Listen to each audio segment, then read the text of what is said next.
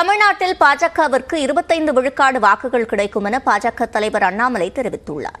News 18 ஒரு நாள் ஒரு களம் ஒரு முகம் நிகழ்ச்சிக்காக நமது நெறியாளர் தேவப்பிரியன் அண்ணாமலையுடன் நடத்திய கலந்துரையாடலை தற்போது பார்க்கலாம்.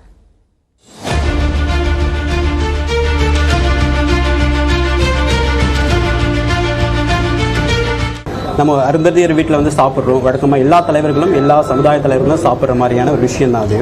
அண்ணாமலை அவர்கள் இது வழக்கம் போல மற்ற பொலிட்டிஷியன்ஸ் ஃபாலோ பண்ற அதே ஸ்டைல தான் ஃபாலோ பண்றாரா, இல்ல அவர் தனித்து முன்னெடுக்கக்கூடிய விஷயம் இதுல நம்ம என்ன இதே ஸ்டைலா பாக்குறீங்க? Why are you seeing it style? வழக்கமாக நான் செய்யறது தான். எல்லா இடத்திலும் எங்கே சென்றாலும் கூட ஒரு கட்சி நண்பருடைய வீட்டில் சாப்பிட்றேன். அவங்க என்ன ஜாதின்னு எப்போ நான் பார்த்ததில்லை. I never C.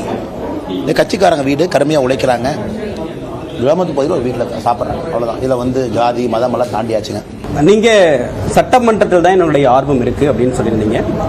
தேர்தலில் போட்டியிடாது எனக்கு தனிப்பட்ட முறையில் எந்த வெறுப்பும் இல்லை அப்படின்னு சொல்லியிருந்தீங்க கடந்த பேட்டிகளில். பிரதமர் நரேந்திர மோடியுடைய கட்டளையா நீங்க தேர்தல் களம் காண்றது? ஆமாம், மோடியை சொல்லியிருக்காரு, அதனால் நிற்கிறேங்க. Very simple. மோடியை சொன்னார், அதனால் எலெக்ஷன் வேலை பார்த்துட்டு இருந்தேன், அதனால் யாத்திரை போனேன், அதனால் கட்சி வளர்த்தினேன். I am very clear sir. I don't have any எனக்குன்னு சுயமாக நான் இப்படி தான் இருக்கணும் அப்படி தான் இருக்கணும். I have surrender myself to the பார்ட்டிக்கு நான் சரண்டர் பண்ணிட்டேன். இந்த கட்சி என்னை எப்படி பயன்படுத்த வேண்டும் என்று நினைக்கின்றார்களோ பயன்படுத்த வேண்டும் என்று நம்புகின்றேன். அரோகோச்சு நெல்லு போய் நெல்ல கோயம்புத்தூர் நெல்லுன்னு சொல்கிறாங்க, நிற்கிறேன். ஸோ இன்றைக்கி வந்து ஒரு பப்ளிக் எலெக்டட் ரெப்ரஸன்டேட்டிவாக சேவ் பண்ணணும்னு சொல்கிறாங்க, பண்ண போகிறேன். ஸோ பியூராக வந்து எப்போவுமே இந்த கட்சியில் நான் டிமாண்ட் ஒரு நாள் கூட வச்சது இல்லைங்க. Not even a single day எனக்கு இந்த சீட்டு வேணும், நான் இப்படி இருக்கணும் அப்படி இருக்கணும், நத்திங். திமுகவுடைய ஓட் ஷேர் 20%, ஏடிஎம்கேவுடைய vote share 20%, floating vote share 60%. பாஜகவுடைய ஓட் ஷேர் அந்த ஃப்ளோட்டிங்ல எவ்வளவு ஓட் ஷேர்? சார், பிஜேபிக்கு இந்த எலெக்ஷன் நீங்கள் பார்ப்பீங்க, உறுதியாக 25% வாக்கு வங்கியை நாங்கள் தாண்ட போகிறோம். அதில் எந்த மாற்று கருத்து இல்லை. சர்வேலாம் கொடுக்குறீங்க 17%, 21%, வேறு நம்பர் கொடுக்குறீங்க. But this time it be historically very very high number. ஏன் சொல்கிறேன்னா சார், ஒன்று பிஜேபி தன்னுடைய வாக்கு வங்கியை உயர்த்தி இருக்கிறது, நம்பர் 1. செகண்ட், மோடி அவர்களுக்கான தேர்தல். மோடி அவர்களுக்கான தேர்தல் இருக்கும்போது பிரதம மந்திரி வேட்பாளர் இருக்கக்கூடிய கட்சிக்கு நிறைய ஓட்டு வரும். மூன்றாவது, நடுநிலை வாக்காளர்கள் எப்பொழுதுமே சுதந்திரமாக ஒரு கட்சி இருக்கும்போது அதற்கு ஒரு மதிப்பு கொடுப்பாங்க.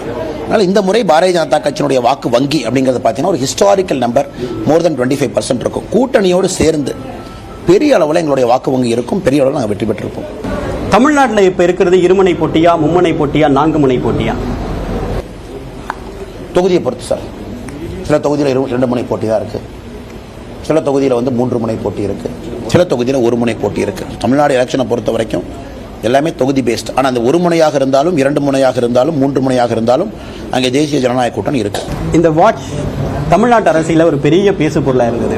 இன்னைக்கு இந்த சர்ச்சையை முன்னெடுத்த செந்தில் பாலாஜி சிறையில் இருக்காரு. இதுக்கு பின்னாடி அண்ணாமலை இருக்காரா? எனக்கு என்னென்ன சம்பந்தம்? யார் போனாலும் பழிய மேலே போடுறாங்க. யாரெல்லாம் தவறு செய்திருக்கின்றார்களோ எதிர்த்து கேள்வி கேட்குறேன். அவங்களுடைய கர்மா. ஸோ உப்பு தின்னவே ஒரு நாள் தண்ணி குடிச்சுட்டாங்கன்னு ஆகணும், அது யாராக இருந்தாலும். இன்றைக்கி அவர்களுக்கு அது நடந்து கொண்டு இருக்கிறது. தப்பு செஞ்சுருக்காங்க, கோர்ட்டு மூலமாக தண்டனை கிடைக்கிறதெல்லாம் உள்ளே இருக்காங்க. இதுக்கும் எனக்கு என்ன சம்பந்தம்? யாராக இருந்தாலும் வெளிப்படையாக பேசுகிறேன், என்னுடைய கருத்துக்களில் தெளிவாக இருக்கேன். அது யாருக்காகவும் நான் என்னை மாட்டிக்கொள்ளப் போவது கிடையாது.